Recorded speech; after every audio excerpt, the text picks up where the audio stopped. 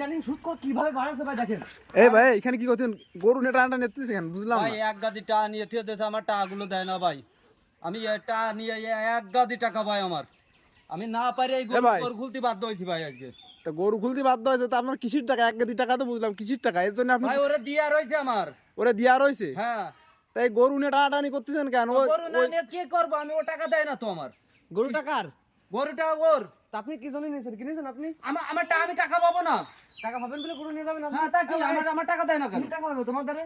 আরে ভাই আমিও বাড়িতে কত দিলাম 5,000 টাকা। আমি বলেছিলাম আমার একটা বিবাদ ছিল দিয়ে দিবানি, আমি টাকা দিয়ে বলে সে ভাই আমার গরু নিয়ে চলে আসছে। ভাই তাহলে সুদের টাকার জন্য ভাই গরু খুলে নিয়ে যাচ্ছে ভাই।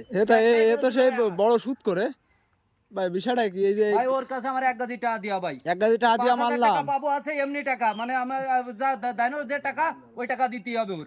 গরিবের ও দেয় না, টাকা- কেন দেয় না আমার টাকা? গরিবের হক মেরে কখনো খাইতে আরে হয় ভাই না। গরিবের হক কি আমরা- আবার? ভাই আমি টাকা দিছি, টাকা দেবে ব্যাস। আমরা শুনেছি আপনার অনেক টাকা পয়সা আছে, অনেক আমার কিছু টাকা আছে, পয়সা ধন আছে, আমি সম্পদ আছে। সবাইরে দিই ভাই, আমি দিই আবার নি, তা এই আছে দি- আমার ব্যবসা ভাই। দিই আবার নি, এটা তো সুদ খাওয়া যায়। এটা তো সুদ মনে মুদ করেন ভাই ইসলামে আমিও কোনো ই বুঝি নাই। নে ভাই, আমিও সুদ মুদ বুঝি না। আমার কাছে টাকা নেবে, মাসে মাসে এত টাকা দেবে, লাস্টে যায় আমার সব টাকা দিয়ে দেবে।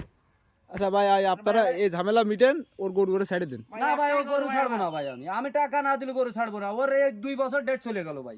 এই আমরা বুঝতেছি। আপনি গরু ছাড়েন, আমরা দেখতেছি।